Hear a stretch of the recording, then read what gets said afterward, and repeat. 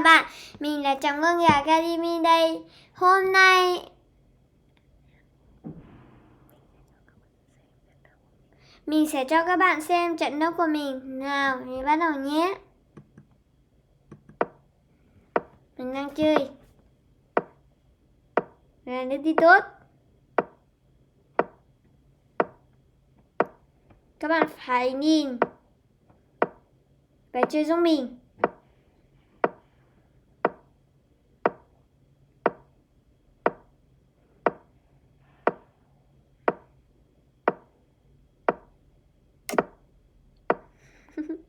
Mình đi sai lầm.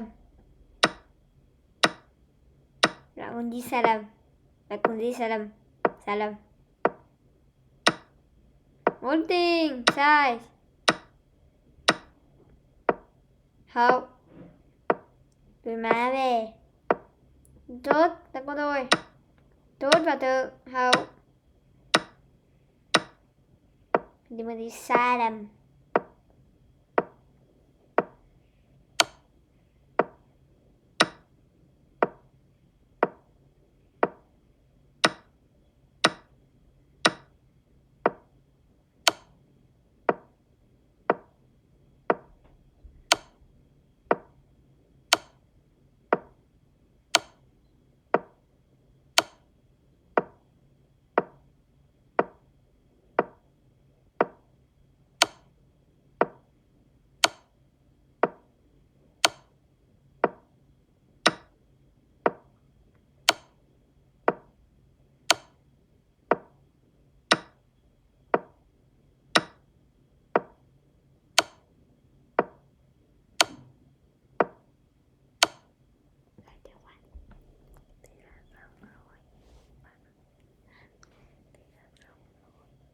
Thế là xong rồi các bạn.